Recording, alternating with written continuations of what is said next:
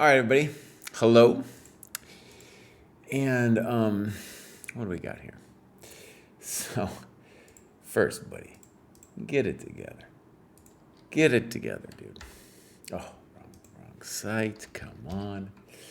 Boomer GM. Zap.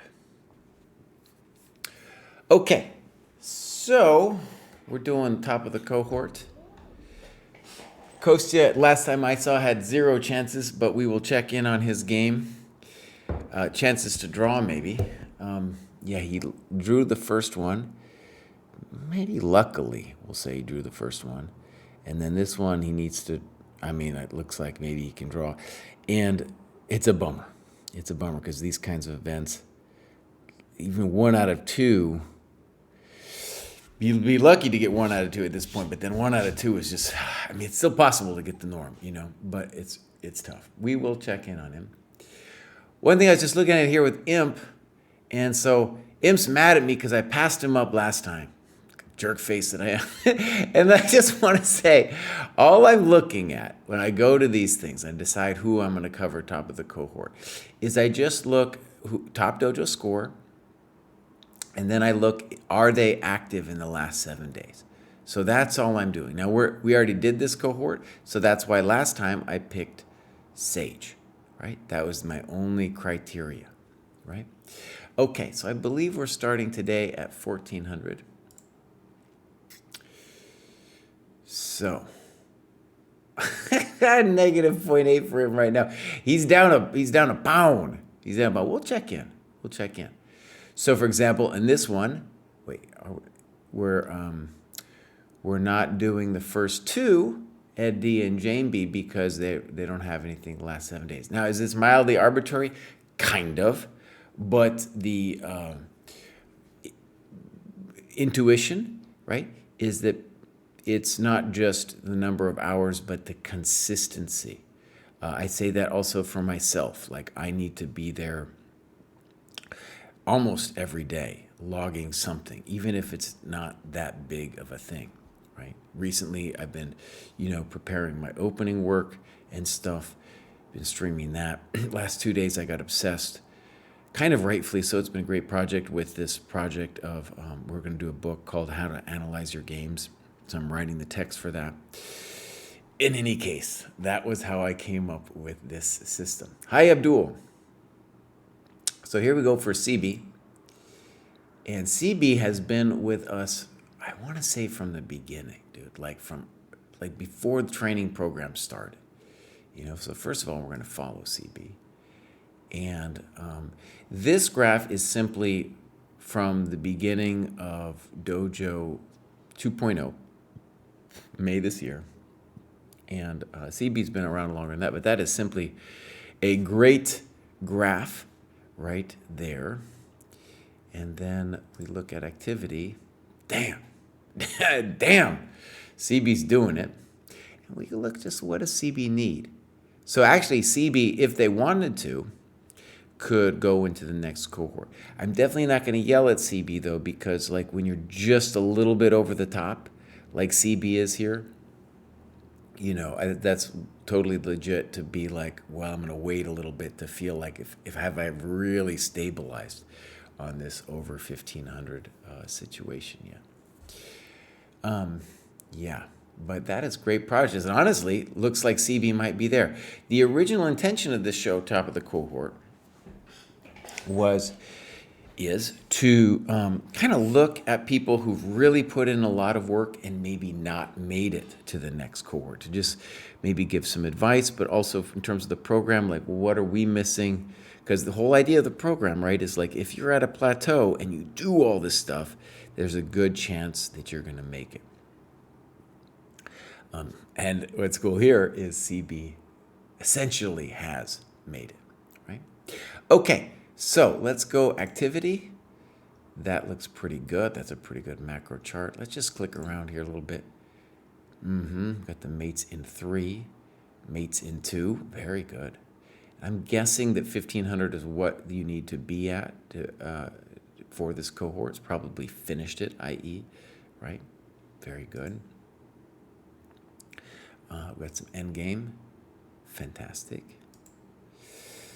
And then let's see middle game strategy. Dude, so actually what I want to see is the percent of stuff that CB has done. So I'm actually going to go back to this. So 80% complete. Right. And we want, you get close to that 100%. Wait, no. CB is at 42%. Oh, yeah. It's Jane B who's close.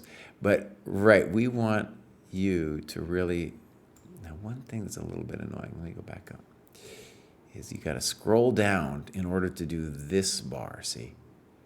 Maybe there's a way for us to fix that. But in any case, wait a second.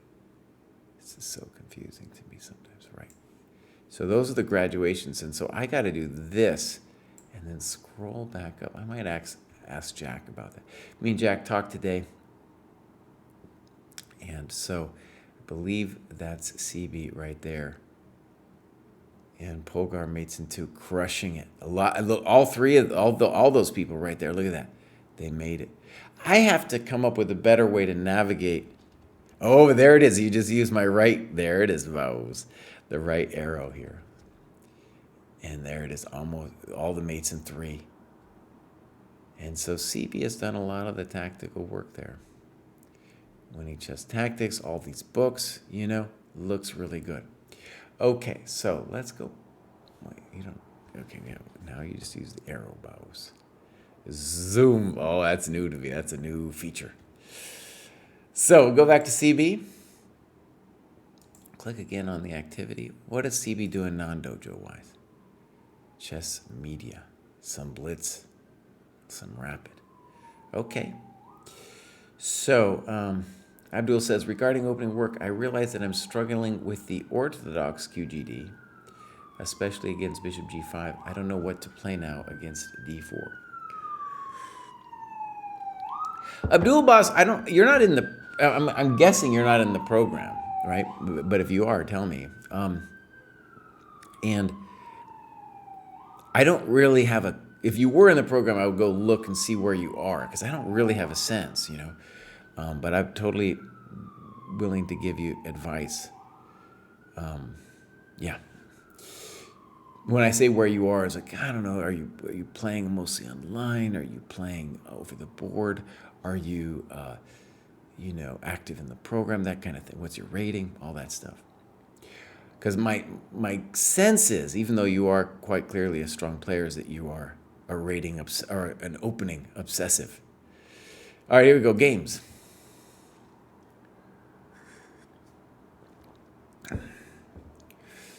Okay. Let's check out. Oh, this is cool. So in the ratings, I remember he just had one rating system, but this looks like, because I see a P, a partial, that is like a over-the-board rating. Right. Walter Muir Memorial. Okay. Cool. Yeah, Abdul, I can tell you right now. Boss, you're 1750 ChessCom? Wow, dude. Just from because, we've chatted a bunch about openings and stuff. I had assumed you were actually much, much higher. So, yeah, you are erudite. You are erudite when it comes to the opening. Boss, I'll tell you right now, you're overly obsessing with the openings. Join the dojo, follow the program, and we will take your mind away from the openings for a little bit, Baus, and then you can come back to the openings once you're stronger. That's my advice to you. Okay, so here we go. King's Indian. And then we're going to play this system with Bishop G5. Fine. Okay. Now, the main thing here, of course, is just to have a sense of what we are doing. Bishop G5 here, I don't like or understand that much. Because when he kicks you, you don't really want to take it. And the dynamic there would be if you took it, that, that unopposed bishop would be strong. And if you go back, he can now steal it, as he does. And then this position, I'm just telling you why I don't like it, okay? This position belongs to a class of positions where, although black is down in development, the unopposed bishop here on g7 is so strong, both on the aggression and the defense of the king, that it's then the champion of the dark squares. All right, e3, and this move looks inaccurate, right? Because there's no hurry. There's no hurry to take that thing, right?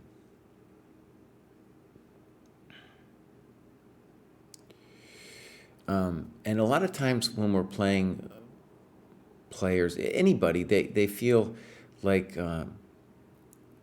it feels to them as if they're relieving the tension, like, oh, I'm worried about my knight hanging or something like that. But in fact, right, nothing really like that's happening. Yeah, so for example, next move, black's gonna play bishop g4. That's no good either. In any case, variety of plans for black here. The most natural move would be knight c6. You could calculate castles and knight g5 as well. Does it work? I don't think it actually does. Actually, just to show, castles, knight g5, knight g3, hg, hg. It might seem like black is getting mated here, but actually, I don't think anything's happening to black, right? This is an example of how the unopposed bishop can really mess with you. Yeah, and in fact, this position's even easier because we got that. In any case, I'm just saying what was possible for black, not that he should have castled. Let's read what you write here, CB. The move I expected my opponent to play given their fairly aggressive style, though I can simply develop my light square bishop and get out of the pin.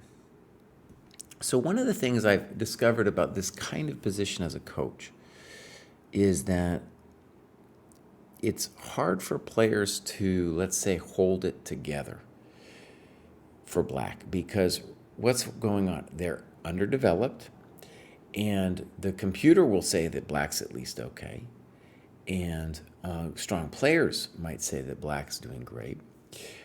But for everybody else, it's like, well, what am I supposed to do, buddy? And the grief with bishop g4 is that if you end up trading off that bishop, that it won't be a good thing, because then your light squares will be weak. Now, to that end, it's kind of an interesting question. Well, Baus, what are you saying black should do? And I think there's more than one plan, but the default plan, I think, should be knight c6, e6, bishop d7, queen e7, and then we can be flexible with the question of, do we want to do it or not? You see what I mean? You don't have to do it, but we might castle long. We're also just putting our pieces in a flexible state where we're waiting to see what happens. We want the game ultimately to open, right? Okay, so bishop g4 looks poor.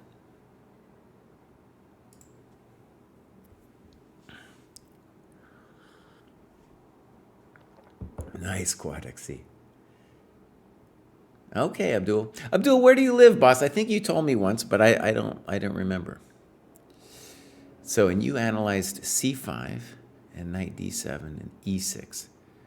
Yeah, let's see this e6 variation. Okay, good variations, by the way. I don't know why I would put the knight on f6. Like, why don't we put it on knight c6? I don't know. Okay, so let's look at what happened. Good move, bishop e2. Knight d7. And now here's an interesting question. Could you have forced the exchange of the light square bishops? Maybe not. Queen c2.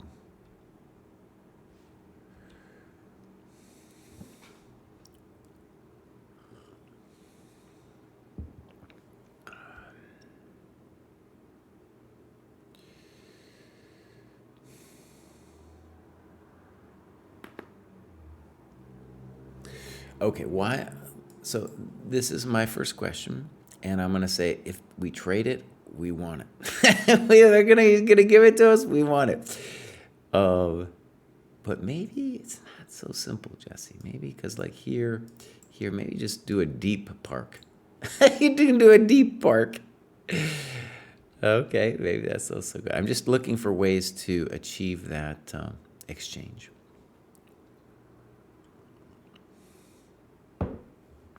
Your move's fine. Queen c2. e5. Let's read what you say. A mistake. I feel this is wrong immediately as black is creating the possibility of opening up the position while their king is still in the center. I take a few minutes and see that I should take the pawn. This does give black's dark square bishop more scope, but I can play castles to get my king out of the center and get a rook onto an open file with a pin. All right. Yeah, castles is a blunder. And I'm very happy that you put in the times here, so you're saying that.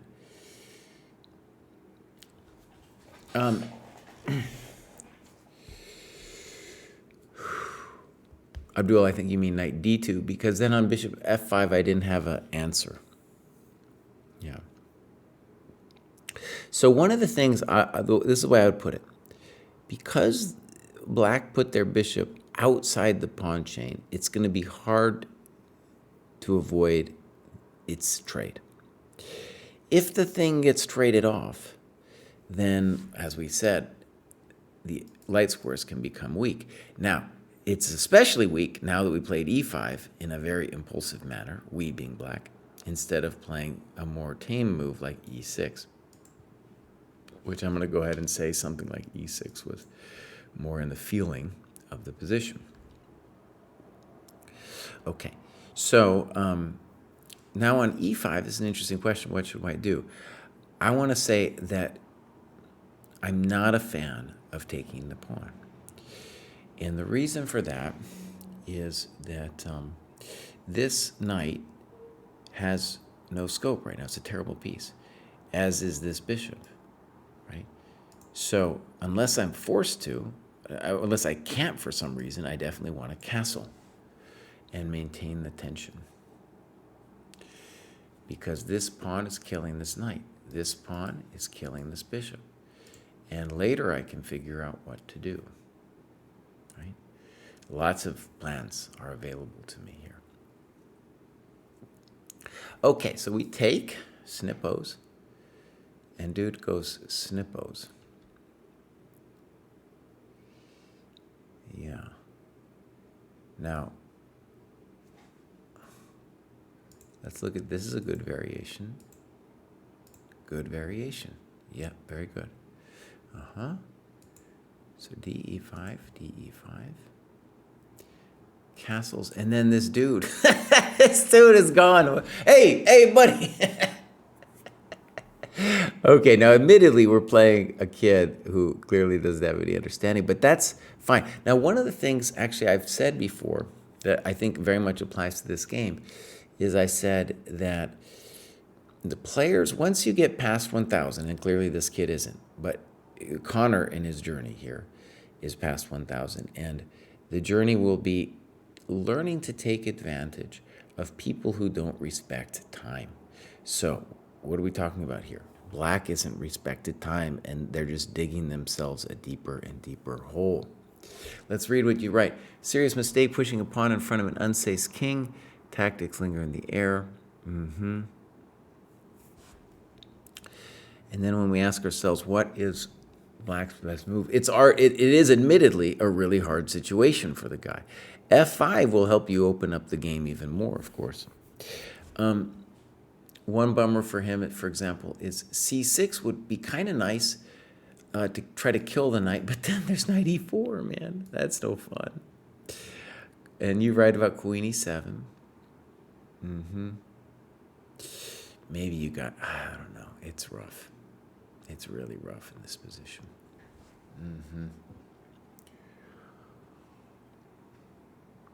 So f5 can't be it, but at the same time, really, you're writing queen f6. Let's read what you write. Queen f6. It's hard to imagine letting that knight hop all over your face. You know what I mean? But maybe. Queen c6. And now the knight, now you can't even castle. You know? So, like, I'm pretty sure we'll come up with a better move than knight b4 because the king can't even castle yet, you know? Poor bastard. Poor bastard. Yeah, it's a mess. Okay. f5, 95. Wow. That's a hell of a move, boss. That's a pretty spicy move. Now we're getting somebody with a partial rating of 13-16, finding moves like knight takes e5. Buddy, this is the real deal. This is a real deal.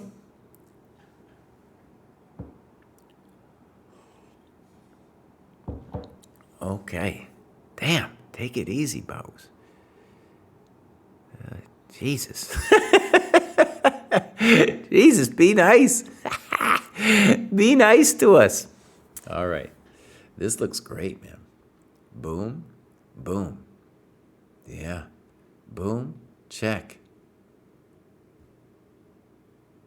Let's read what you write. I get a nice attack from a sacrifice out of the opening. From here, though, the position is tricky.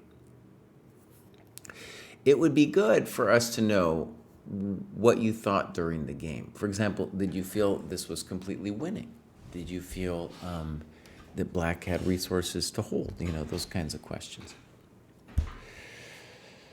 Yeah.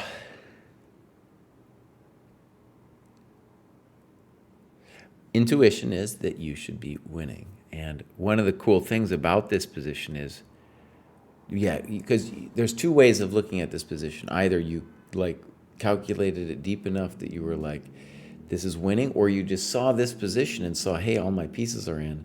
I gotta be winning. Therefore, I can do it. You know, there's two different ways of looking at it.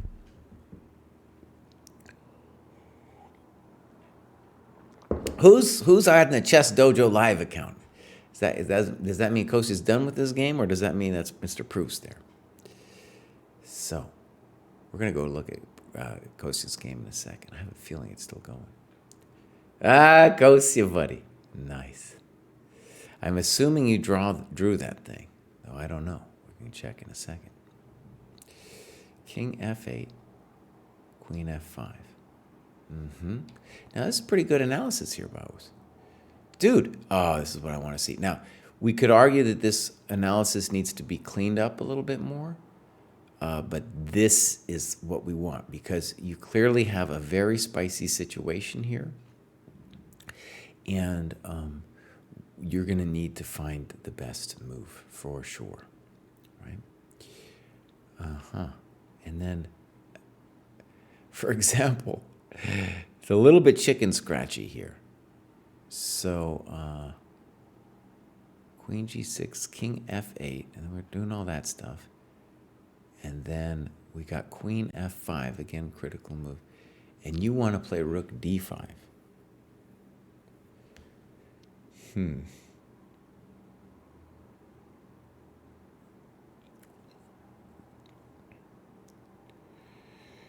Yeah, but definitely a big moment here. And queen f5 is certainly like a thing to consider. I'm going to guess that you missed or misappreciated queen f6 after queen f5. Again, tell us what you think happened during the game. Because, you know, I've definitely had moments like this where I'm like, okay, I'm winning. Or maybe I got to this position and then I start realizing, hey, this is a lot more complicated. You know? So,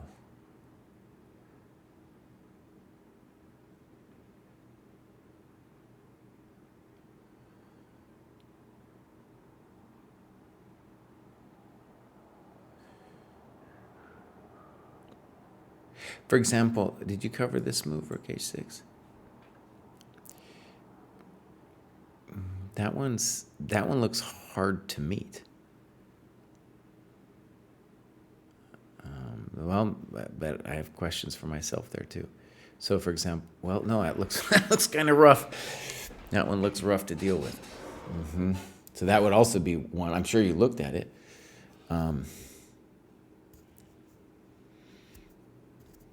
Maybe it might even be mildly similar to the game where you got to worry about.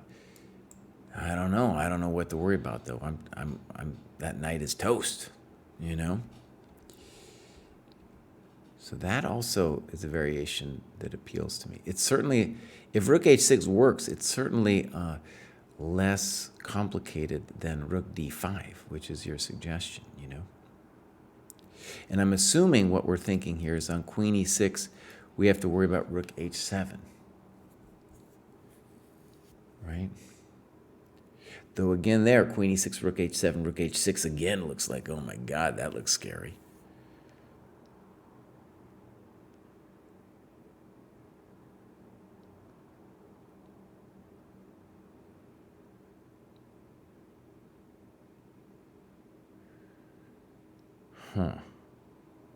We better check something here, Bobs. Rook H6.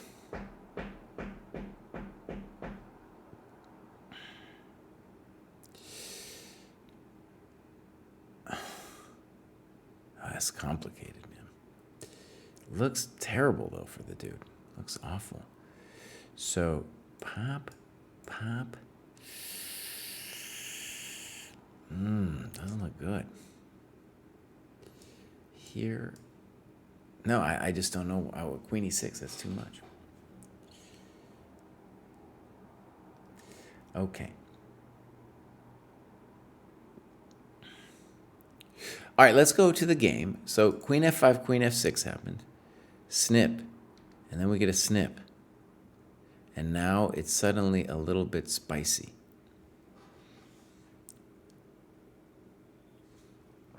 Right, maybe you're still winning, but it's spice level now.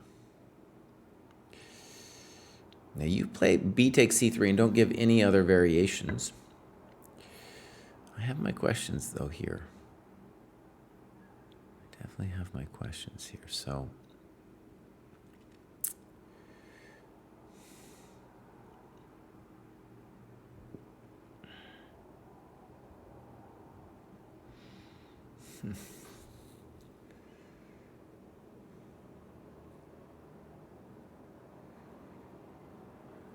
I guess we got to take it. Rook D5, I don't really have any answer to either Bishop E5 or Bishop B2. E5, and beginners got the same idea as I do. But like I said, like let's say here, and then we need an answer to like that position, right? And not only there's no simple way to knock the bishop, but then that is later going to be annoying. This is a great game. Also a great game because essentially a speculative sacrifice. And then black finds good counterplay after, I'm assuming we missed that Queen F6 move. Seems like we can take a draw. And we're like, no, we're not going to take a draw. Now, is this madness to not take the draw?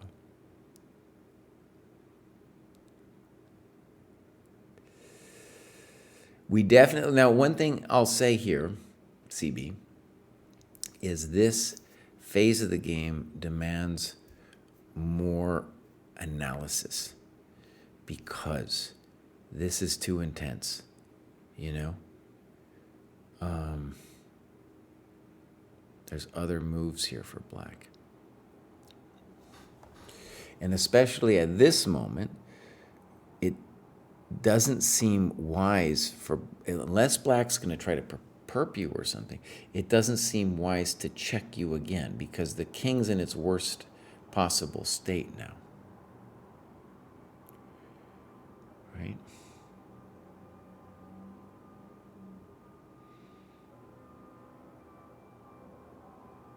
Like, isn't black better if he just takes it easy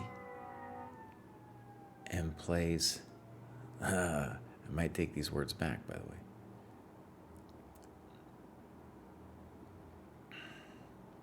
And plays Queen F7.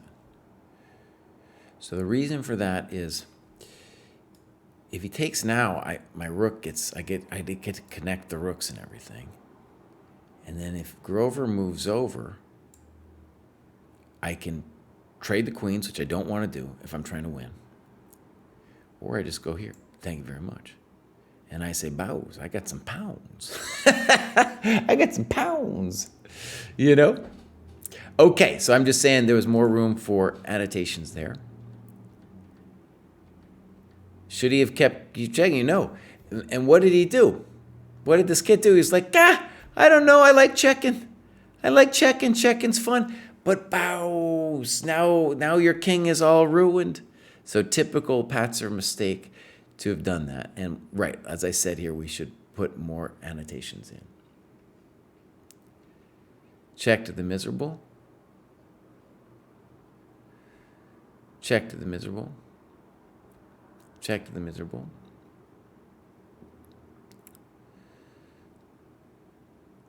It's at least threatening. It's interesting. It's interesting. And that was nice. Now he's toast. So one thing that I'll say on a practical level is really interesting, and you could spend a lot of time looking at this kind of endgame, is, of course, let's just say it this way, whenever the heavy middle game comes, which we got here, just heavy just means queens and rooks, the side with the better king is, you always want the better king, but here especially you need the better king. And of course, then we can say the only problem you have is your h1 rook. Right? That's the only problem. So I'm going to say he deserves to lose after all that. Queen c6. And let's think about it.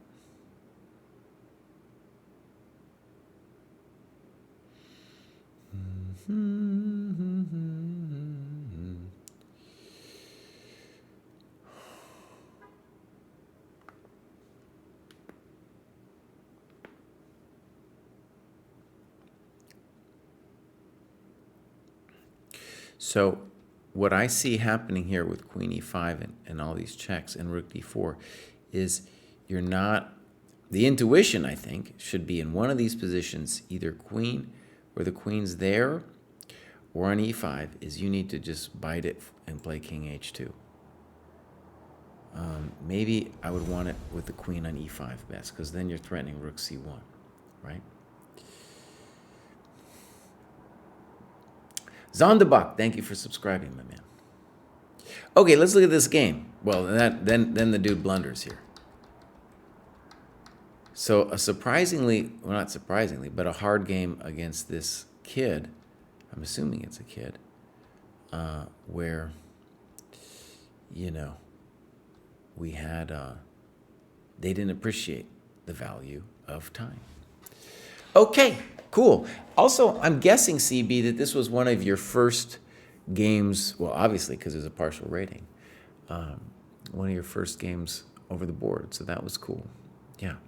And what we're seeing, by the way, is we are seeing that the ratings, when we normalize the over-the-board ratings versus the online ratings, the over-the-board ratings are being consistently lower, which might reflect like an overall deflation of the over-the-board ratings, maybe. And in any case, for Dojo 3.0, one of the things I'm really going to be pushing for is we do another statistical analysis, which we did at the very beginning of the training program, of translating one rating system to another. We should blame India. Yes, we should.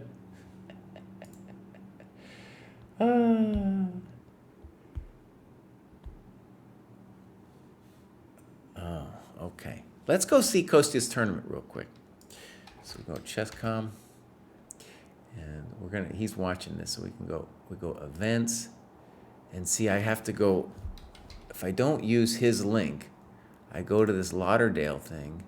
Oh, he's right. There's a drop-down menu. I didn't even see that at first. So let's check it out. He escaped, dude. Kostya escaped.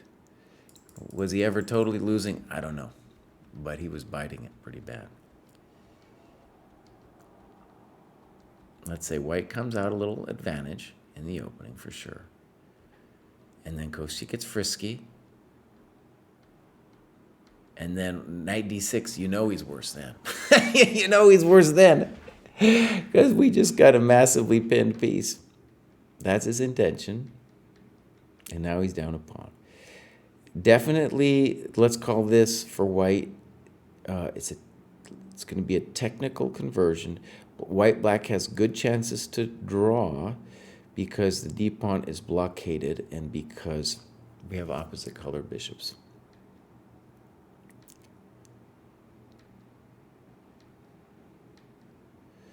Not sure I'm a fan of that move. Now, maybe if we're trying to win or something in some weird way, we're going to play knight v6, but I think, is there a problem? Maybe Kostya's, I'm going to guess Kostya's afraid of knight e5, queen f4, but we never have to, we own the dark squares, so knight e5, queen f4, rook e8, he's not actually going to touch our coconut, right? So anyways, that's just my first impression, is that knight e5 is what we want. To try to draw this bad boy. And after knight b6, I'm officially scared. I'm officially scared. That's a good move. Oh, I don't know about that. Okay, so hold on. Maybe I was wrong. So queen a5. Maybe white overlooked queen a5.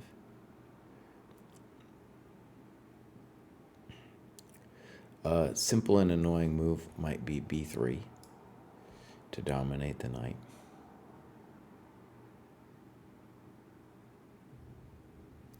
In any case, here white needs something special. Let's see what they do. I don't like it.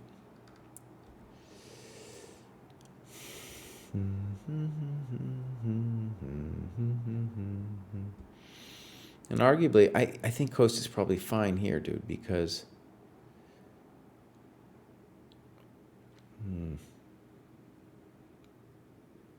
yeah. So this happens. This happens. Oh, really, Kostya? You couldn't come better with that, Mouse?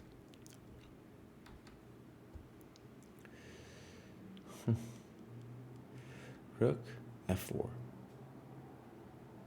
Rook, knight b6. Well, then I was. If knight b6 is the best move, I'm concerned. I'm definitely concerned. I don't know about that. So, what is bishop f3 about? What are you doing? Okay, bishop f3. Dude wants to meet rook d1 with like rook c2 or something fancy like that. And is concerned that if we play the natural b3, that rook d1 will touch our coconuts. That might be true.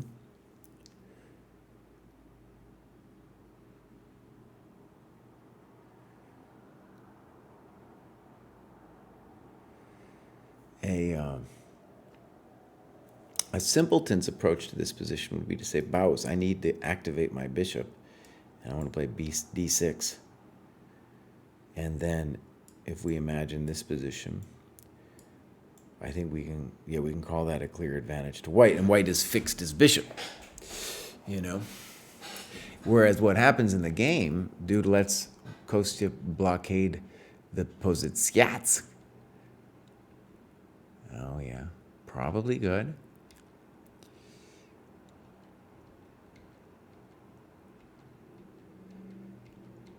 Black Kostya should be fine here.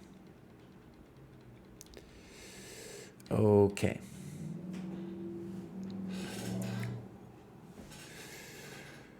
Okay. Yeah, dude, let's do you next.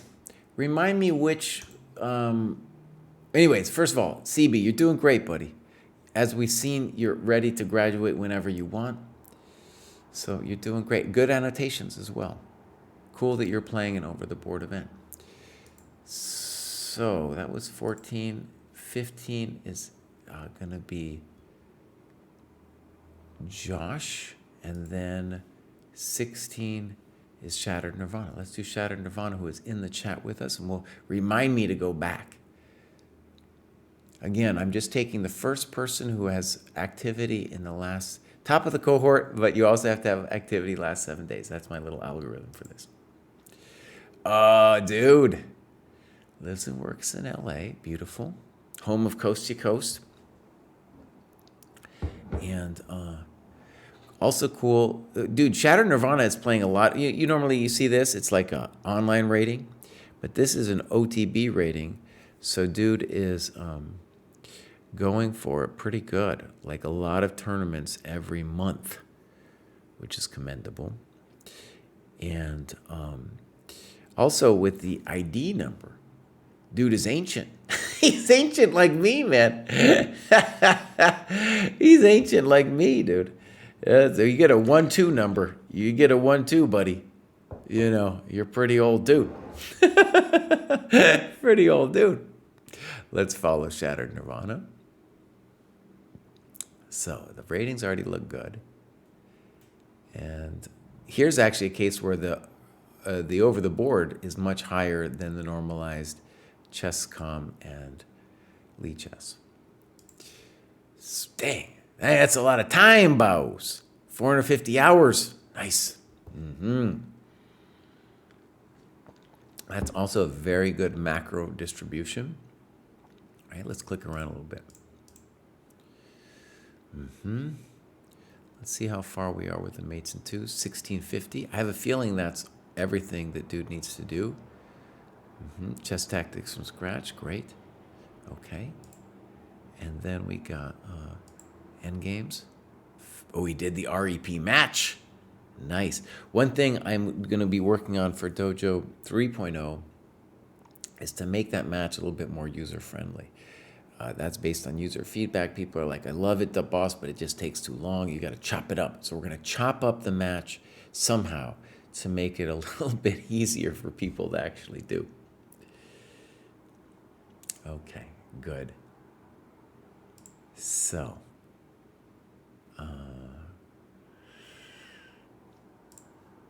Evaluate Like a GM. Well, that's a great book, man. And Simple Chess. Reassess your chess. Middle game sparring. Great. Great. So, one thing actually on the site that would be cool is if we went here. Actually, it's all here. It's all here. So his percentage complete is 71. And you can see the dude has done everything with the tactics. Yeah, he's getting there. So again, the idea of this show is to somebody who's like been on it, really done the work, and we want to see if we can get them to the next level, and like if there's something holding them back. All right, so here we go, games. Beautiful. I'm guessing that we're going to see some games from OTB. I definitely want to get OTB games in here. Casual, classical. Okay. Got a game narrative. And opponent wanted a redo and hinted that she'd be playing H5 this time around. Okay. You got a coach. Okay, all right. Now, Louise is I have a feeling the rating isn't correct. It says 2,400. But anyways, here we go. Aggressive repertoire for white. Oh, this is hilarious. Okay, you guys. So, I got to give credit to somebody that I've been chatting with here. Hold on, let me get this right. So, I've been chatting with DeProwl, okay? DeProwl. And I couldn't actually find DeProwl on the scoreboard. Sometimes the names are different and stuff like that. But DeProwl was talking at me, and he was like, Bows, why didn't you cover the move H5 in your aggressive repertoire? And I was like, H5, boss? H5 for reals? And DeProwl had done like some computer analysis with this strange move. and was like, yeah, it's playable. And maybe it was even this game that the Prowl was referring to. And it's kind of interesting, mildly interesting, where the Prowl, because the computer was like, oh, this is a good move, was like kind of astonished when I was saying that's the most ridiculous move I've ever seen. It doesn't look right? This doesn't look like good chess, this h5 move.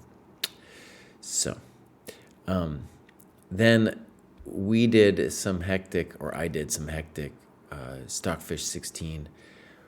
I just let it run at Stockfish 16 on my fancy computer, and it is true that h5 gives black a fighting game and is kind of a tricky move. And I might even add it to my to the file. I think definitely we can add this to, well, we'll see what the annotations are like, but to the illustrated games of the aggressive repertoire. And so I asked the Prowl, I was like, dude, why, if you want to play knight g4, why wouldn't you play d6, man? And he was like, well, because your file then says f5, cutting this square off for the knight. Okay. So h5 is like a demand that we're going to get knight g4 off. Now, the computer says that knight f3 is like unclear. That's my human interpretation of it, and that the move it actually wants is h3. But of course, h3 is even more in principle than h5, in the sense that now black can say, well, I did get something from h5 because the dark squares here are scarier than I'll get out after the move h3. But we have prevented knight g4. The computer's move, I believe, is like pop, pop, pop, and obviously, we're talking computer analysis here, right? We're talking computer analysis.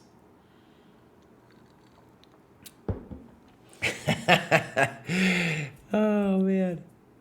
Oh, so this is, okay. You don't want me to do this one? I always want to say, this is fascinating.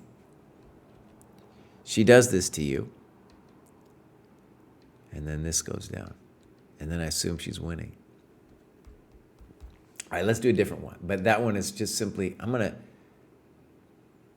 feature this just so I can remember to go back to it. And featured games hasn't been used much except for me to like put a depository on games I want to look at later. Let's go back. Pop. Do you have one you want me to look at, boss? How about this one?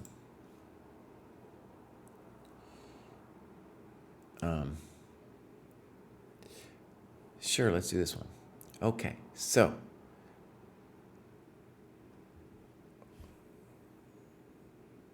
all right, good. Let's go. Right. So now we go. DC4. Right. Now, normally knight f3 is played instead of bishop g5. And part of the reason for that is now DC is seemingly stronger. So,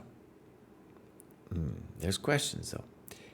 A4, and now bishop f5. Okay. Now, the question about bishop f5, however, and I'm sure this is a theoretical discussion somewhere, but the question is, can white get freaky with f3?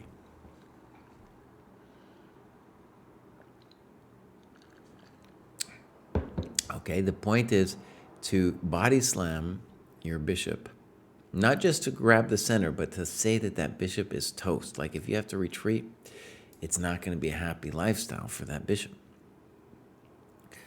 Now, this is a question for opening theory, so I'm just going to leave it. But that would be what I would be afraid of, because after knight f3, we have simply transposed to the normal Slav positions, except the bishop, it's not clear the bishop belongs on g5. Now, I'm not a huge fan of knight e4.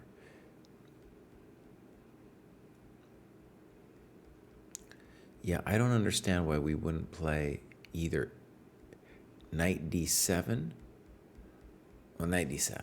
Yeah, why wouldn't we do this? And a standard play could be here, here, here, here, and you're just doing great, right? That would be, let's call it the traditional, the way of the Slav. The way of the Slav. Okay. In fact, maybe it's more tricky than that. And you can throw in h6 at any point too if you feel the need. So knight e4.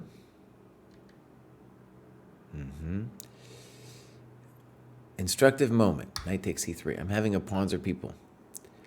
And I'm aware of this during the game. That is, I know I can give back the c4 pawn to get some kind of advantage and shouldn't be overly concerned with holding on to it. But my lizard brain is also saying, material good, hold on to material. Great comment. So I'm having this internal conflict going on, and I'm not really sure how to proceed. My candidate moves were the two captures, knight c3 and knight g5, and I briefly considered queen a5, but rejected it too quickly. Turns out that queen a5 is the way I need to proceed. Yeah. Well, what's a little weird with it, too, is good variations is, I was going to say on queen c3, you're going to give back the pawn, but no, you in fact are completely determined to keep it. Yeah. So one thing actually I want to say is when we do courses, a lot of times those courses are based on computer analysis and not based on principled moves. So for example, maybe someday I or somebody could do a dojo course where we lay this out for the 16, like we have these starter courses, like just a 1600 level course with simple ideas. Knight e4 is not a simple idea, and it's breaking the rules, right? Whereas in this position, I think your general setup should be put the bishop on b4, give this thing back, and there's some great Smyslov games where he's just like, yeah, boss, I got great control over the business. I just got great control over the business. Now, I'm sure that this, I was going to say I'm sure this is okay, but I'm not sure. I'm not totally sure. All right, queen c1. I'm not sure that's the best. To me, taking also seems quite reasonable. And here, I mean, for sure you're doing okay with knight takes g5, and queen a5 is a fancy move. Okay, so b5, that is horrendous. Yeah, that's too much, buddy. Well, at least it feels like too much. And now you're going all in.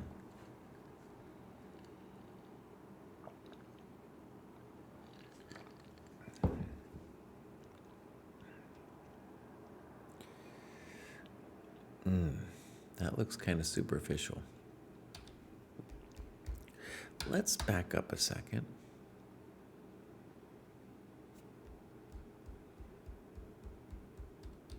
So your position definitely looks shaky.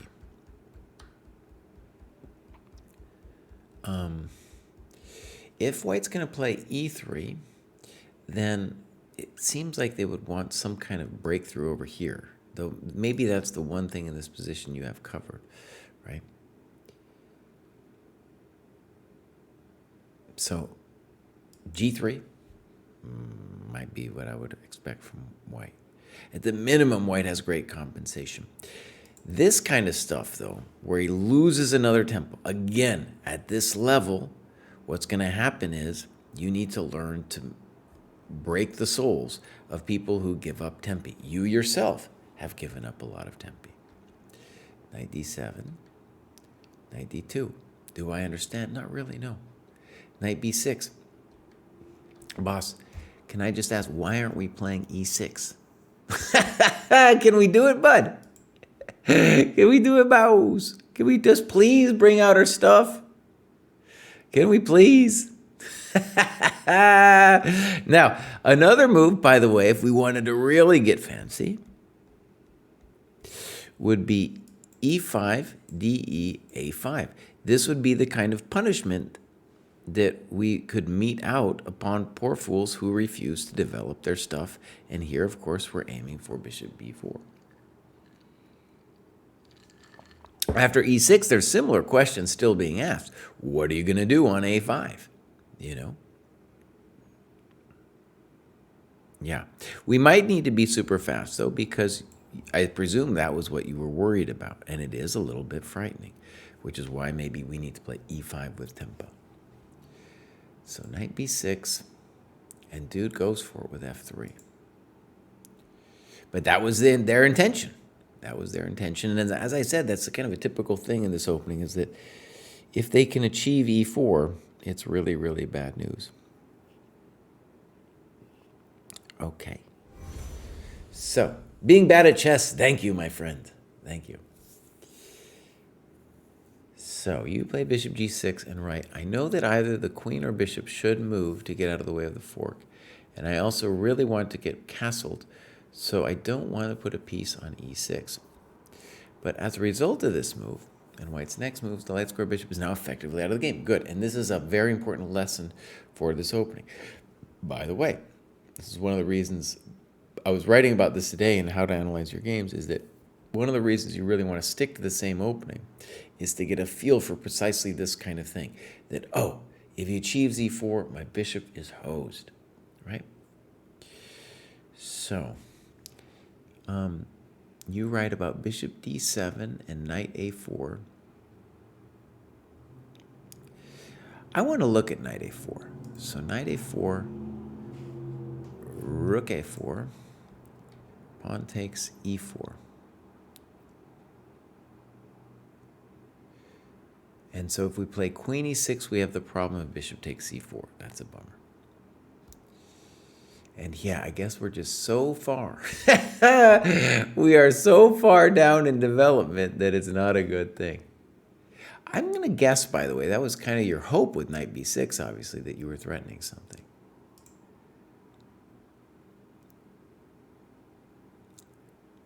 Now, let's think about this for a moment.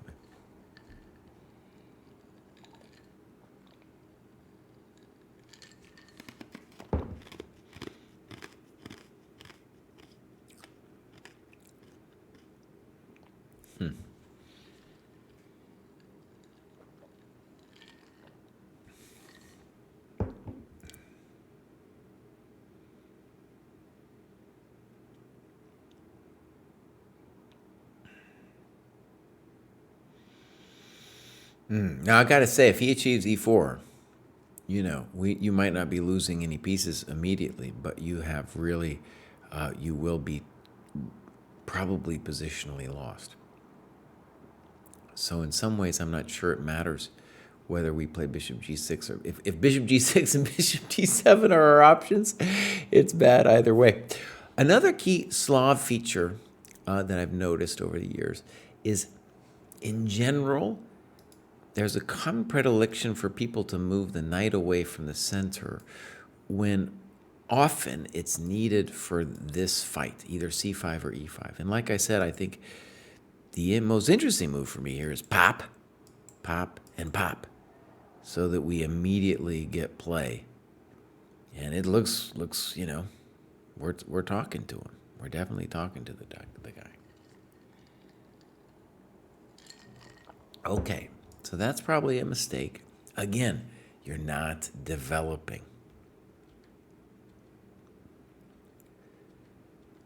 Okay. AB5. By the way, I thought that was very well done on White's part. Usually at this level, they will relieve the tension earlier, and it was only when White really needed to that they actually did it. And now some cool stuff happens. So b3. Now, by the way, if you put a question mark on b3, you should tell us what White should play. And it's especially important because you're of the opinion, for example, that bishop g6 is a bad move. But honestly, this might be your best case scenario, you know? So, for example,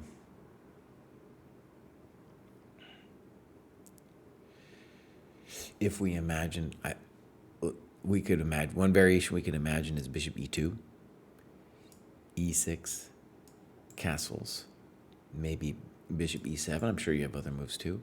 But then this would be kind of a position I would want to talk about / evaluate, right?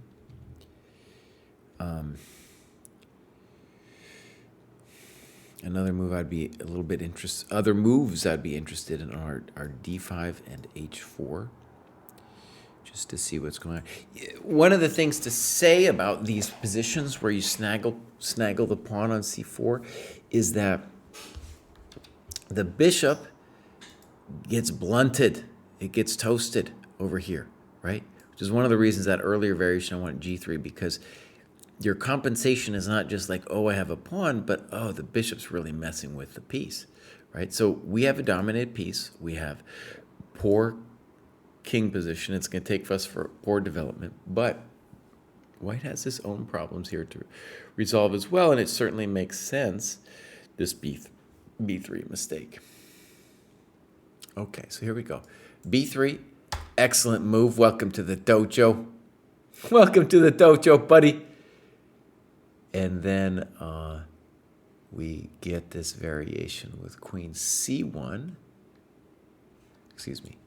You think queen c1, c3, knight c4. This one is odd because the pawn on d4 is hanging. So let's just see if white could do, it's a bad business, but if white's going to do this, right, like probably queen e3, just to hold the pawn, and then c3, knight c4, knight takes, bishop takes, e6, and let's make the natural move, queen d3. It's still still something to talk about, you know, because our lack of development is so extreme that L bishop b5, it's going to be hard, you know. There's going to be there are some questions. I'm assuming we can't do rook b8. We can't do it. No lo puedo. So that's a bummer. And this is often what happens when we don't develop. So b4, by the way, great idea. Great idea. It seems like you got to take. The bummer is, of course, when you take, you're developing their bishop. And now it's just one simple threat away.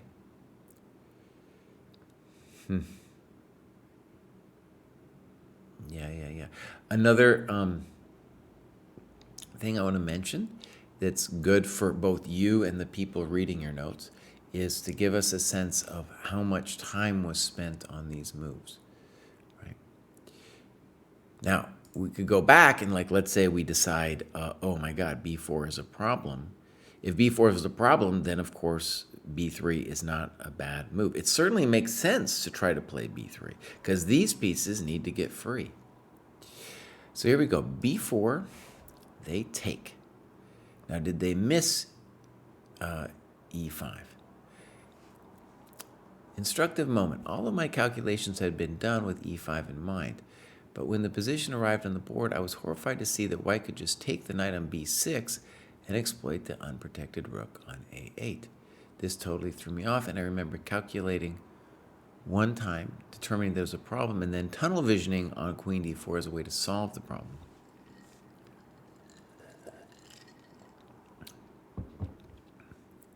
All right, let's look. So e5, queen b6, ef. Nice. And now we're talking about rook a7.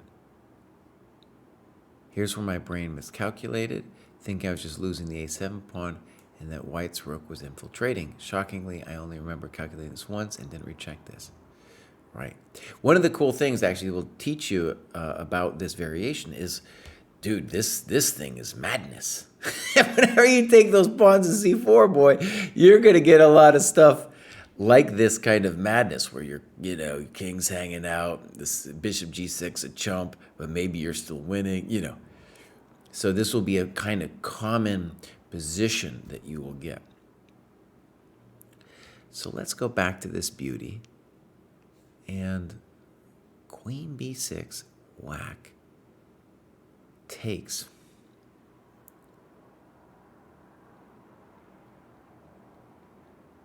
But here, see, I'm still concerned for your soul, though. See, because let's say I just move along,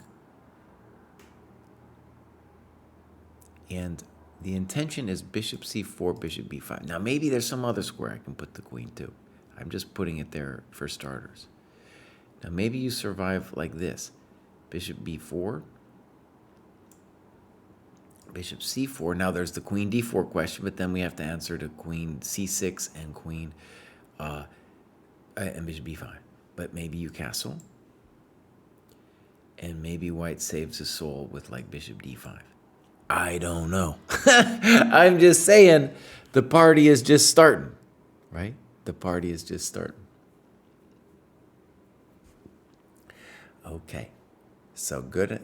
You know, you could just, I'm just showing you the kinds of things I'd be interested in the position. I.e., like you got here and you missed some stuff, correct, but then we still want to go on and try to get a sense of what the position, says, what the evaluation is.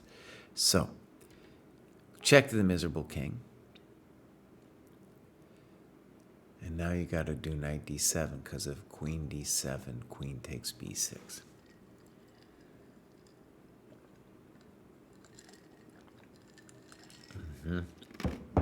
Now, let me tell you something. This is all very tactical, and I'm sure part of the narrative is, oh, I missed this because of tactics. But something I want to stress is, I think if you had felt more guilt about not having moved the e-pawn, that it would have made your hand be more, your hand would have been like, Baus. Baus, I want to touch this pawn. I want to touch this pawn, Baus. It needs to go. So, right, there's been several points here where you needed to move that pawn, and it didn't happen. All right, I'm assuming white has a good move here. They play rook d1. Okay.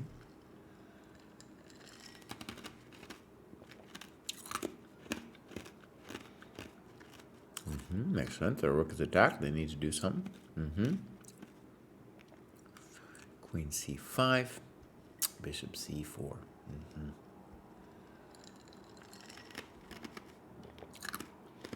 I'm not sure about that one. Okay, so right now I'm concerned because we're setting ourselves up for a big old pin. And maybe there's nothing to be done, but let's pause for a second.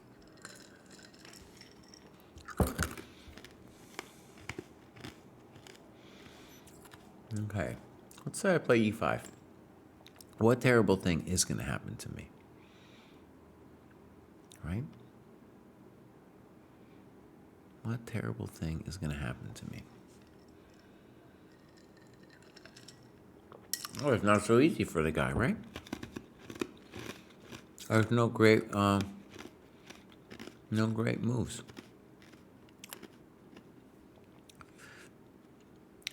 And if they move the knight out of the way, which is maybe the only thing that scares me, in addition to rook d8, I also have queen b4 check, which might be a good move. So this would also be something to look at.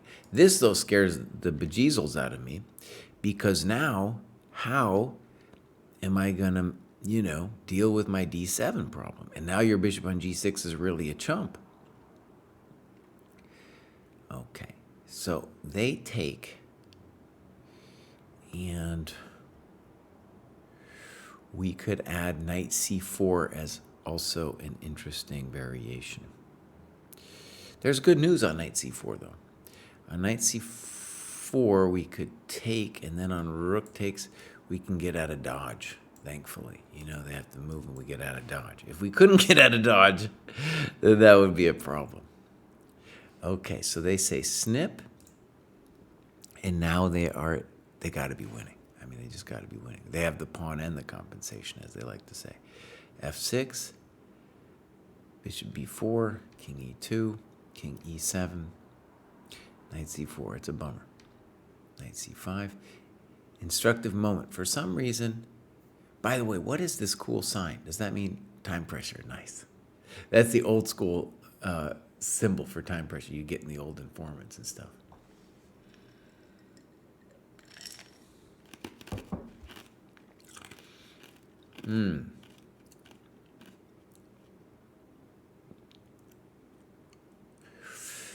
Okay. So, for some reason I thought I had to move this knight to avoid losing it when knight b6 shows up. I know I considered rook a7 protecting the knight, but I saw knight b6 and said, okay, now there's 3 attackers and 2 defenders, and concluded it was losing for me. Okay, let's look. By the way, I do think it's losing because you are down a pieshka and have worse pieces, and then knight on d7 is a real victim. But yes, we should put up good defense. Okay, so rook a7.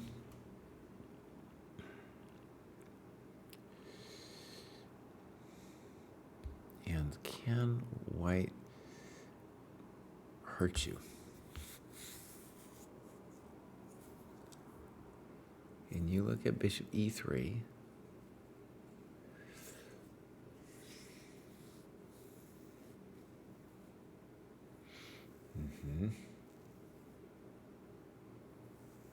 No, maybe it's not super easy.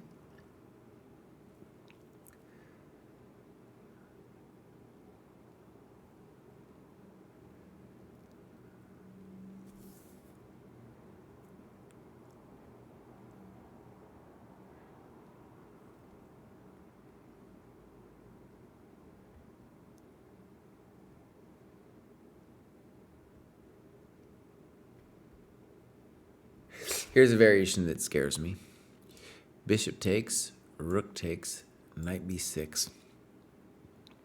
And this has 2 problems. One, that I'm going to be threatening rook d7 and knight d5.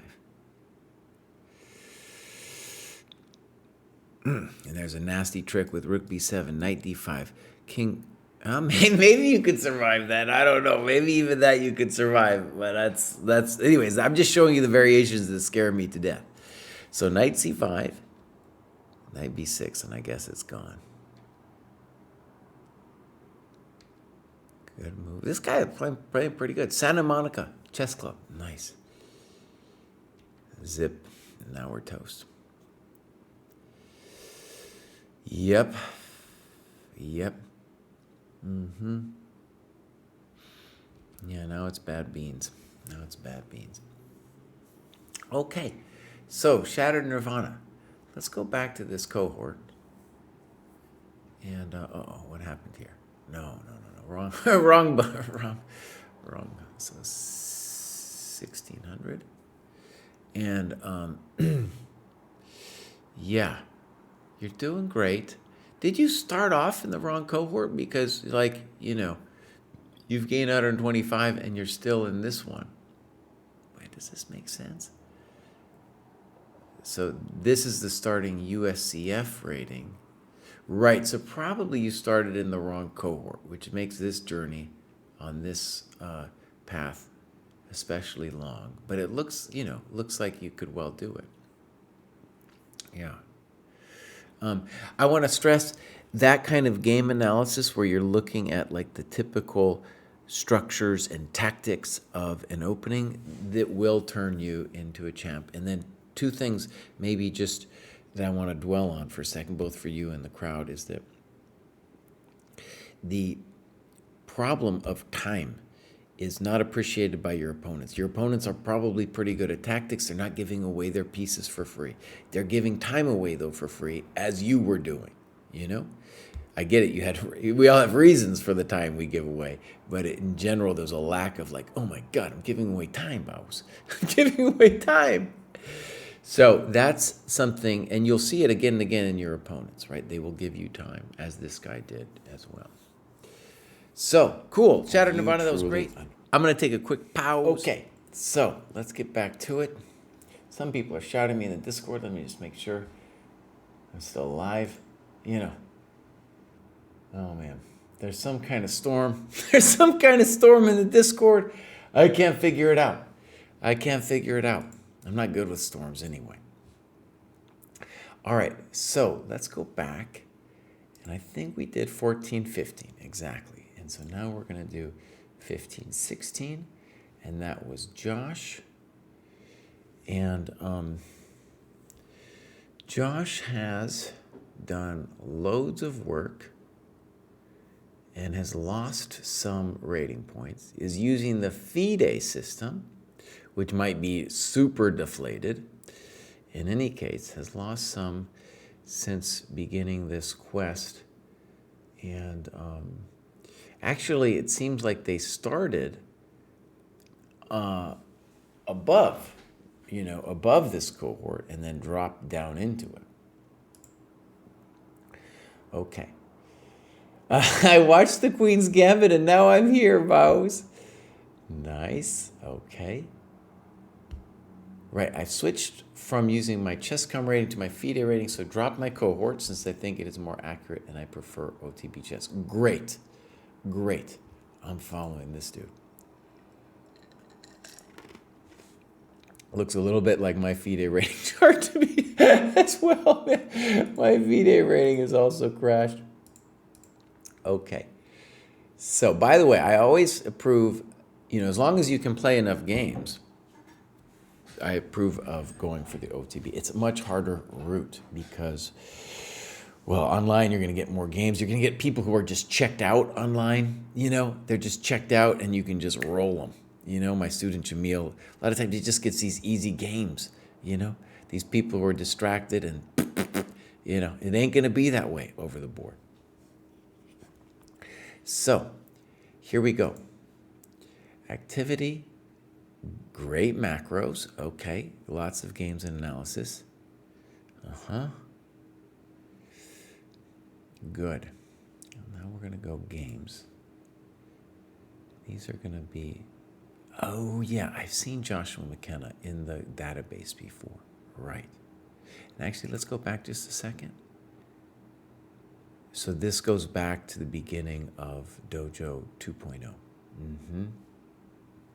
All right, so games. And we go pop. Okay, so Cardiff. Oh, I've always wanted to go to Cardiff, but I never made it. Here we go.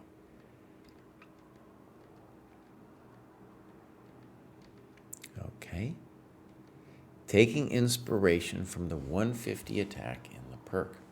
Okay, good. Now, usually people call that the English attack, but we can call it the 150 attack. It's a similar notion. Okay, good. And now knight d5 is definitely interesting. Looks like real pressure. So, yeah, you had a great opening. The opening definitely went your way. Okay, so bishop g5, bishop g7, knight d5, knight f6. I love the way you played it. Great, great. Obviously, you have the advantage now. Castles. Castles. Now, here's a tricky thing.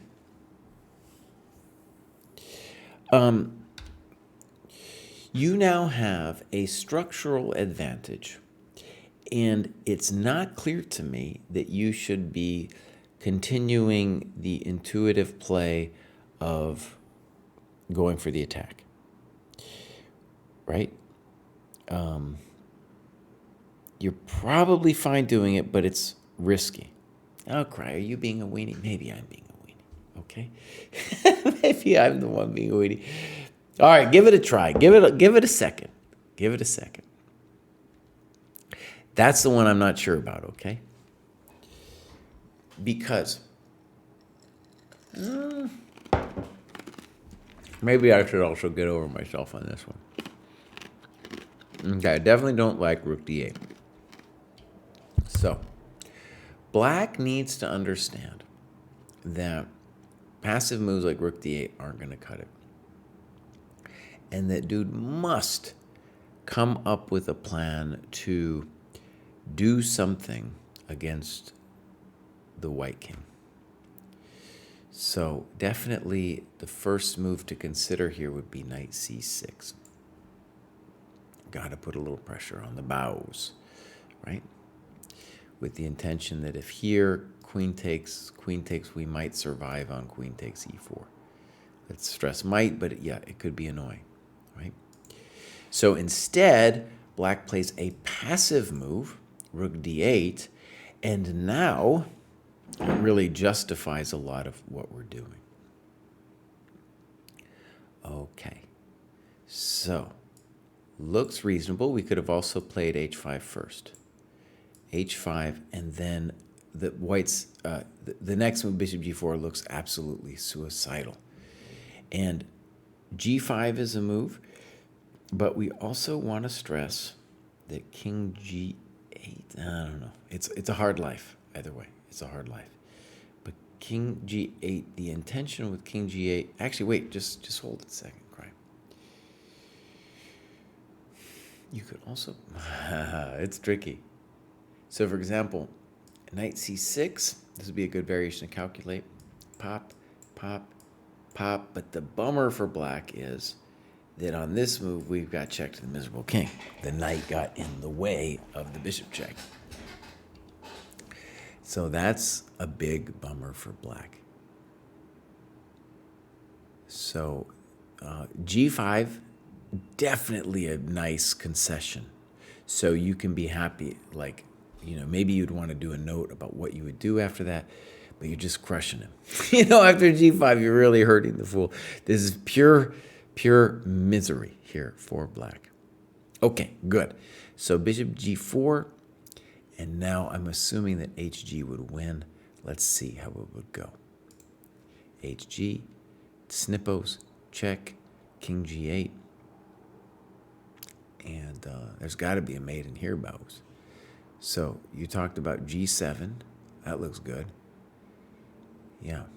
Now, okay, but you're saying to yourself, hey, bows, I'm winning this anyway. Good night. Oh, yeah. Dang, take it easy, Josh. Take it easy. Okay. So that was a good game, dude. That was a good game. Cardiff Club champs. Yeah, I don't think I have any huge critique even on the way you played. It was a great game. Obviously against a weaker opponent. And as we've said earlier, it's giving away time, and rook d8 is a classic example of giving away time. Knight g4 to a certain extent as well. But of course, they missed this move, knight d5. Good. Okay. So, I think we have one more left. Sorry for my crunching of rocks. Now, I think we did this already. Yeah. Now we're going to do 17-8, 17-18. And that is, remember, I choose the person with the, that's done something in the last 7 days. So that is Hubskirt, who has been around for a very long time. I don't understand what custom rating Hubskirt is using. Hubskirt is very active in our Discord. Let's just take a look here. So, Lee Chess, they're doing. I mean, yeah. So this is the English Chess Federation, and they got a monster rating in the English Chess Federation. Maybe that just started to get tracked because there's no games recently. And then I don't know what the custom one is. I don't know. So, what's the custom rating that you have here, Cupskirt, who's in the chat?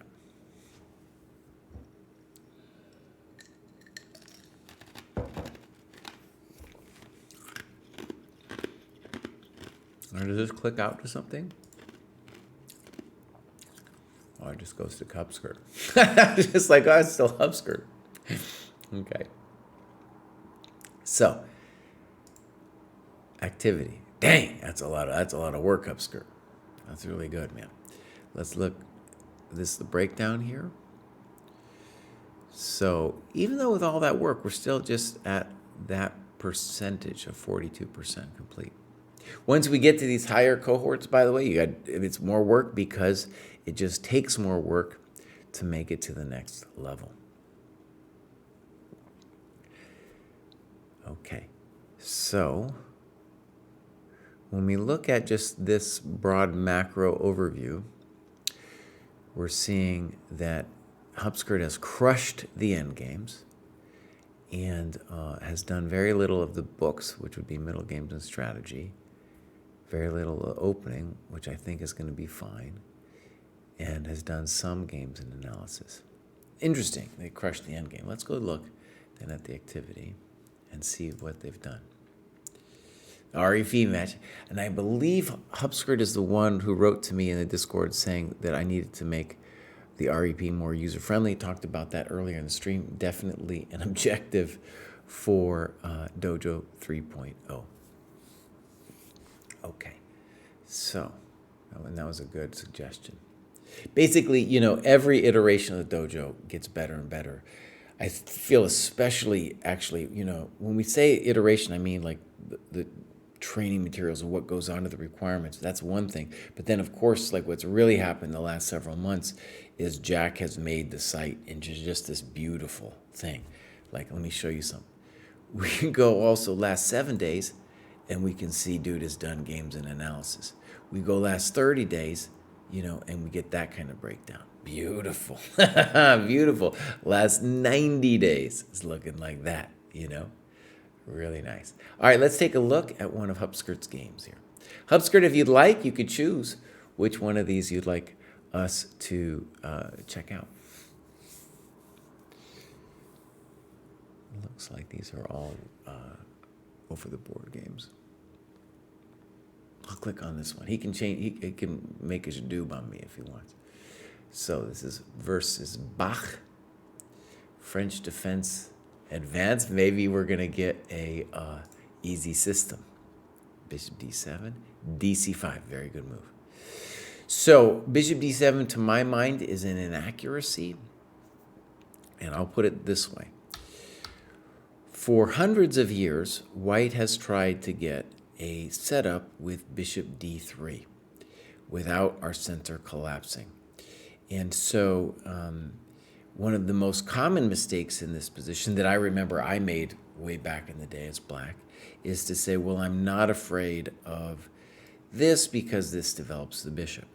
But in fact, what happens with Bishop c5 here is we castle, and what have we got? We've this bishop ultimately misplaced. For example, that's a blunder because of that. And the setup is whole, right? And our bad piece here will be able to participate in the game at the minimum with that. So, right, that's weird. We castle. Good. Knight e7. Now, I'm not sure about Bishop e3. So the queen's obviously a victim, and Bishop e3 feels good, but our bad piece needs to get into the game, and so it would definitely make sense to get it into the game like that.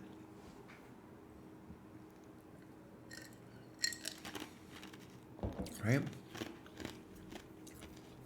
Another thing that would be helpful here is how much time you spent on these moves. One thing I'll say about this position that's a little interesting to me, having played both the French and studied this particular kind of setup, is the question is, Black, I'll put it this way, Black either has to win the pawn on e5 or Black has to play f6 in some kind of feasible way without getting run over, right? That's the way I would put it. So, for example, knight d2, knight g6, knight b3. Let's put it on b6. Then we play queen e2, bishop e7. Now, big questions. Is Black in a position to start playing f6? Yay or nay? Yay or nay? I'm not sure. It's an interesting question. And then always in these positions, the question will be, can I do that? Can I do that? The answer, I think, is yes. I think the answer is yes, you can do it. So that would be my critical variation. And now you're starting getting fancy with b4. And now all this stuff is really controversial because unless you get something tangible with the b4, that we're worried you're just making weaknesses on black's side of the board, right? Our objective is to hold this point and to work him on the king side. Sometimes we play b4, b5 to knock the knight, but of course now the knight is threatening to take our pawn. Frisky.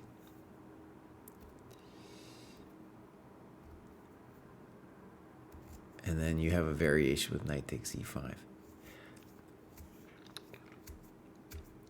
Okay. I'm scared. I'm scared for both peoples.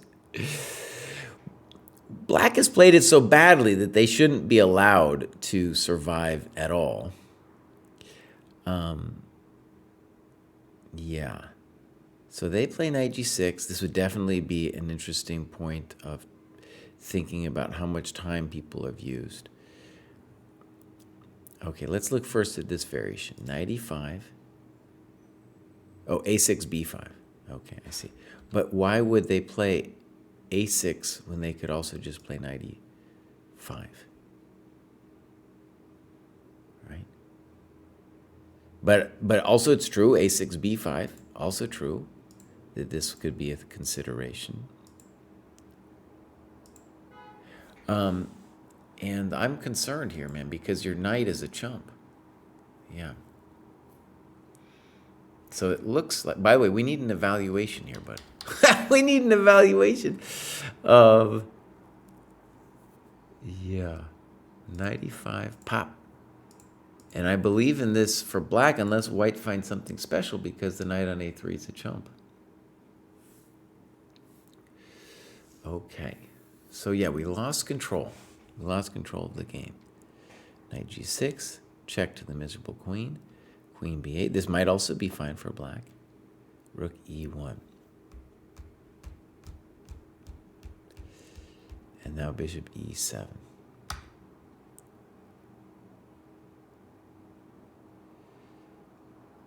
Okay.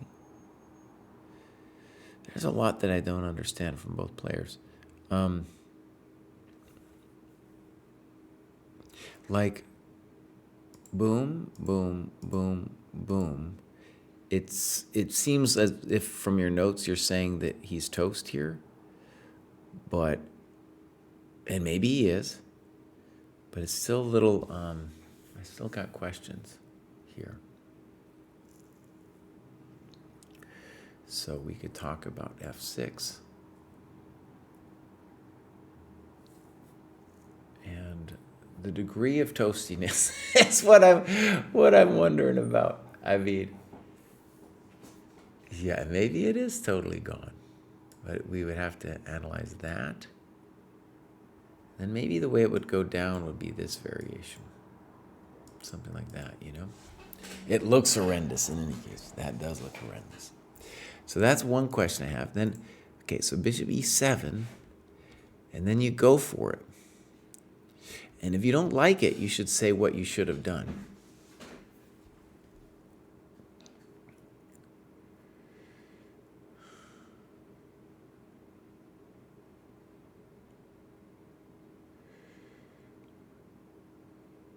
Yeah. Now, just intuitively, my sense is that bishop d6 is the variation we got to talk about. Why is black a chump on this variation? Now, maybe you intended bishop c5, queen c7, bishop g6, hg, queen d5, maybe something like that. So that's a variation I still am very uncertain about. And then also, black can say, you know what, Bobs, I'm out of here. You know, you gave me a check. Fine. Fine. I'm out of here. And then we could talk still about what's going on. For example, knight g5, maybe queen h5 is a threat. I still don't know. There's still this. I don't know. No lo comprende. Still a lot going on. So weird, king f8. And now dude can't take. Okay. A sad move, but I didn't see a different way to keep my center intact. I hear you.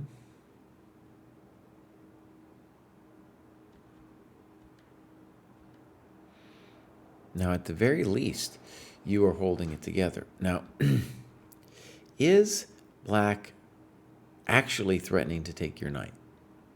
That's one question I have. So, for example, one bummer is that b5 relinquishes control over this square. So b5, knight e5, knight e5, queen d6. We do not have bishop c5, or do we, bows? All right, so b5 becomes a tactical question for us. If bishop d6, we're winning a piece because of that. So knight e5 is the fear that I'm worried about anyway.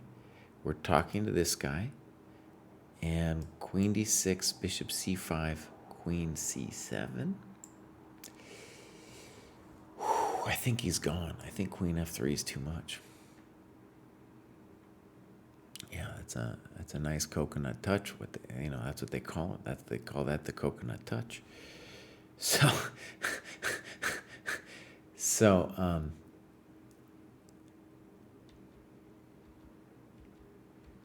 there we go. I think that's crushing.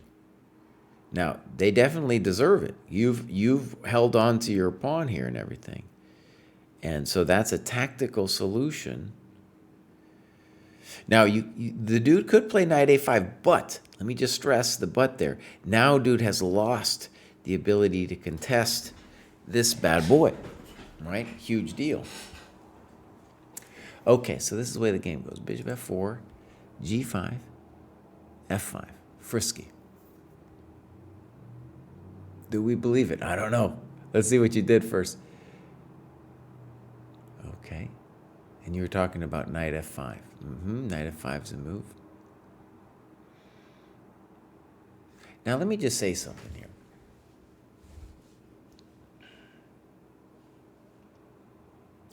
Is white threatening anything? Not sure. If white isn't threatening anything, we should just say to ourselves, hey, bows, maybe you don't have to go loco in la cabeza over here with f5, right? All right, so he goes loco. He goes full loco over here. And we got a lot of moves that black has to fear. We've got EF. We've got, as you said, knight f5. There's this b5 thing you're about to do to him. And black, I don't think, has any overview of this at all. I certainly don't. Okay, so now we're hoping that you have a lot of analysis here. You do. Good. So let's look at this. Knight f5. Let's call that forced. Snip.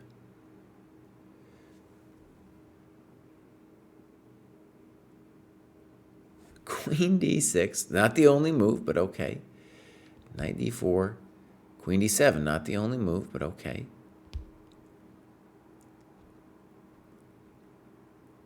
And then we're hanging our knight. Okay. So, long variation, wrong variation.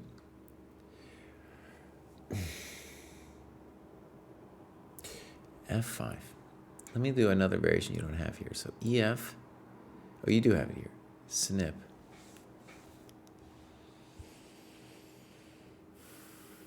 And now the one I want to talk about is knight g5. The intention is whenever gf comes, I want to play queen f3. And whenever this comes, I want to take back this way so that I open up the other file.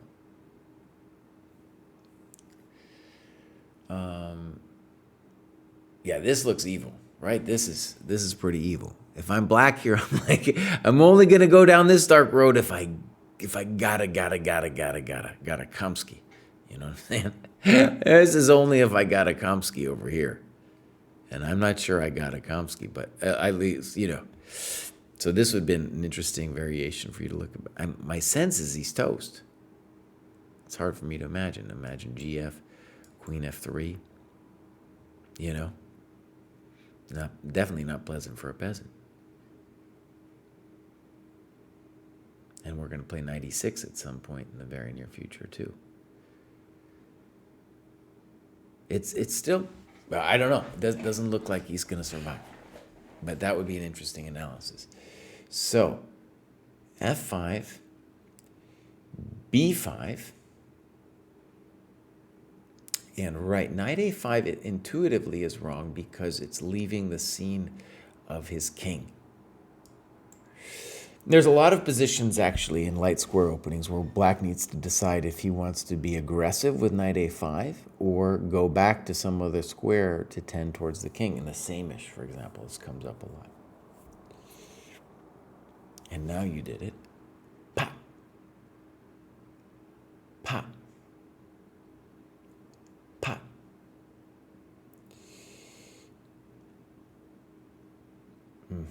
I like the idea of queen d5.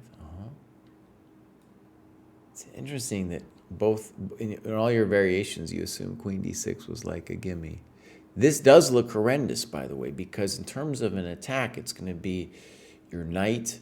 It's going to be these three pieces, plus maybe this rook hopping here, and this knight is going to be mostly out to lunch. So queen d6, good. Dude is just not caring about taking the bishop. Okay. Queen f3. I definitely would want to look at other moves here.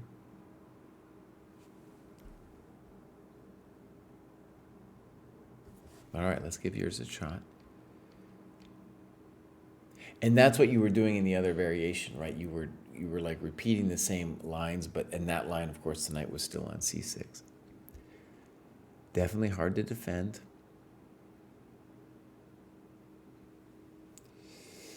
Both are just blitzing. Okay. He's showing great determination and not taking your bishop, man. Knight f5. What's curious is, or hard, is it's not clear what white's idea is.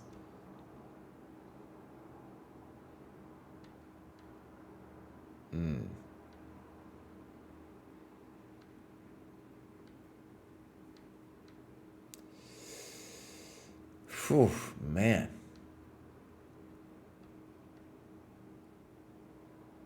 What a messy. Darn it. Ooh. Okay, so in general, a good annotation. And there's a lot missing in terms of evaluation. And I get it. I don't know either, boss. I don't know either. This is hard, dude.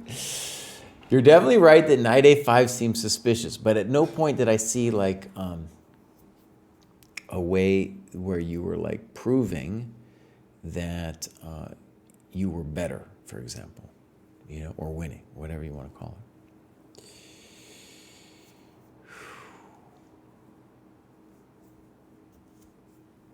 Also, let's just spend a momentito here.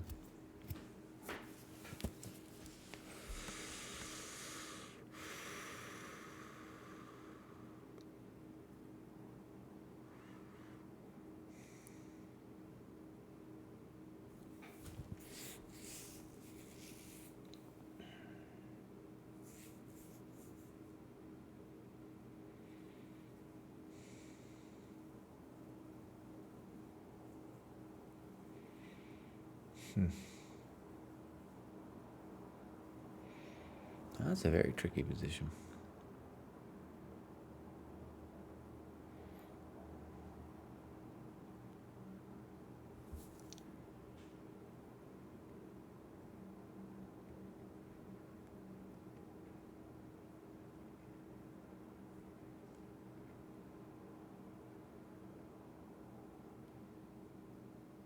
Oh, it's a real mess.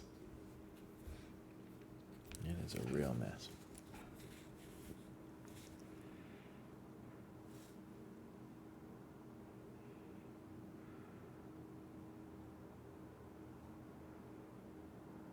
I'm just looking at other options. There's quite a bit of other moves we can consider. All right, let's again go down this dark road. Whew, knight f5. Now here, there's no point in taking a wild boss. There's only one move for you, buddy. f4. Yeah, it does look like that bishop e8, that variation you have of queen d5 looks correct. So e d7. Dude plays queen d6. Again, maybe there's a different move, but let's give this a chance here. So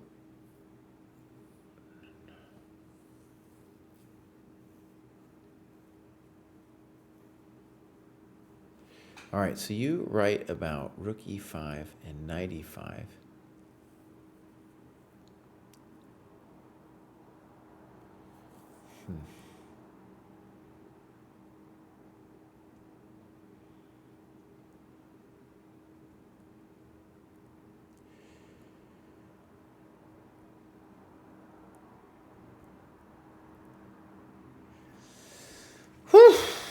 Okay, one move too that appeals to me is queen e2 with the intention of knight g5. And if dude ever takes this way, I'm really interested in that move. And if queen d7, I'm interested in that move. And I'm also saying, obviously, the bishop can't move, the king can't move. Anyways, the queen e2, I'm not sure what's going on. If I was black here, I definitely wouldn't be sure what was going on. Queen e2 looks simple and strong, you know. As long as, because we're preventing queen d7, and knight g5 looks like a thing. We're preventing king g8, very important to prevent king g8. We got, Hupskirt is saying queen e2, knight c4, and then my intention anyway would be knight g5.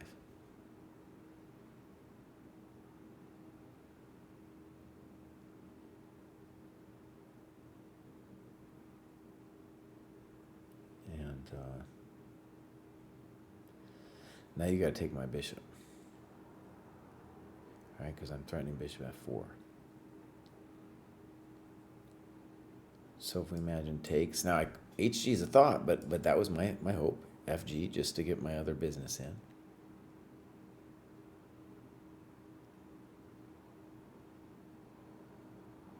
And this is a rough road for the dude, right? I don't know if it's over, but it's just we definitely have good compensation. Maybe rook h5 or something. I don't know. Rook h5 at the minimum. I have knight e6 and knight f4. Rook h5, actually, excuse me. The rook's just hanging. Rook h6, maybe, you know?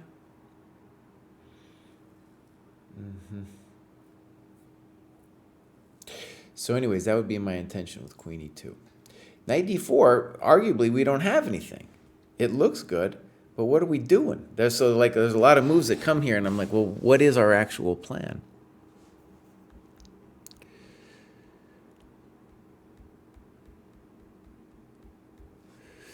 So you looked at rook e5, and then you say, I was mostly debating knight e5 and knight e4.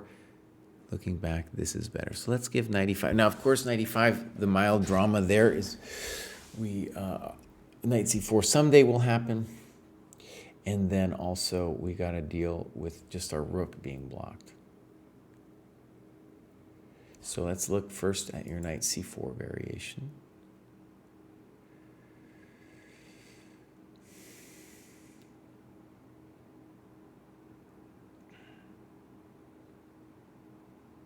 And I don't get it, right? Because he's just taken.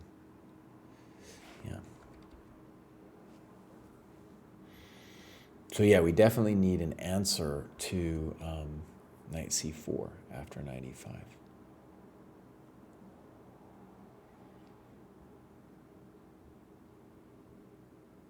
I don't see it.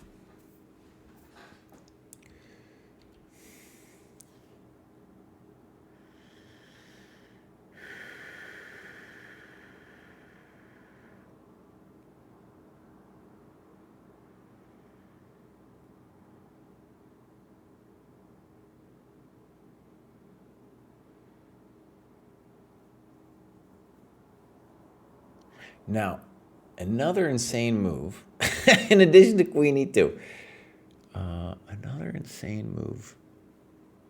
I'm not sure how I feel about this, but it's just interesting to look at, is knight G5, with the intention that on bishop takes, we're going to play this way. And yes, I get it. By the way, it's much easier to sack someone else's pieces. That's one of my favorite chess quotes. Just so that we get everybody locked and loaded, and we want to play rook e6 next. So for example, bishop f6, we'll play rook e6, queen d7, we have rook takes f6. And what do we want? We want to bring the Daos in, the Daos. Okay. Yeah, interesting situation. Now, let me stress something about game analysis and openings. So one cool thing is you've done yourself a great service by analyzing this. And let's say you play 5 to 10 games with the easy system, right? Then I think you'll gain a sense of what the strategic aims are. And sometimes it will descend into madness as it's done here, right? But more often, once you get into a groove of it, right, when you get this position, you'll be able to keep kind of, let's say, control over the game, right? So again, if you can control e5, if you can prevent f6, you will be in control of the game. And, you can really squeeze them out. And queen c5, of course. Honestly, bishop c5 is so unpleasant that I have some sympathy with the move queen c5, right?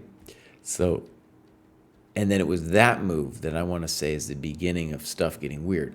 And again, mistakes come in pairs. b4 looks weird. I don't get the point of it, right? In addition to knight d2, a default move that you can always play here is rook e1, right? With the intention that if knight g6, we start blasting him with ye old h4. And it seems like you have full consolidation. Let's just put it this way. If you have consolidation of the e5 point, then that's always our standard plan at this moment, right?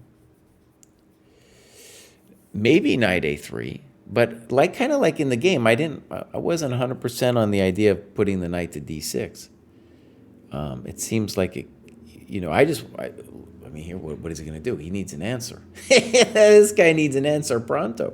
And a similar plan, by the way, so all these moves, let's just say there's 3 moves here which are thematic to the opening. Rook e1, queen e2, and knight d2. All of those are there.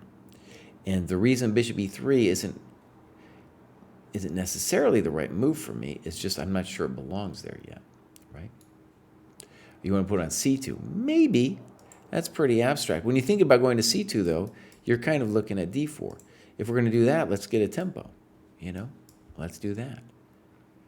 Yeah. All right, guys, that was great. I'm going to run. I'm going to try to do this show more often. And, I think Imp might be mad at me because I skipped over him. Not personal. I was just looking at who was, there with the most recent and the most points. That's all I was doing.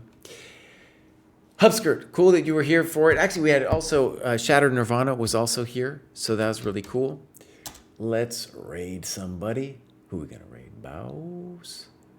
ChessDojo. I've been raiding ChessDojo all the time. Just, why? Because of the name. Because of the name, Bows. ChessDojo. By the way, let me just tell you a quick story as we're raiding this dude. At the very beginning of the dojo, this is well before the training program, which is a glimmer in our eye, was that we couldn't get the Twitch channel ChessDojo. It was taken by some dude. We tried contacting this person again and again and again. Finally, contact was made, like, through various resources. In any case, it seems that dude is okay with us having it. We got the Twitter handle, and we should be getting the real handle here. We're hoping in like 6 months. We have to wait a little bit. All right, everybody. Bye.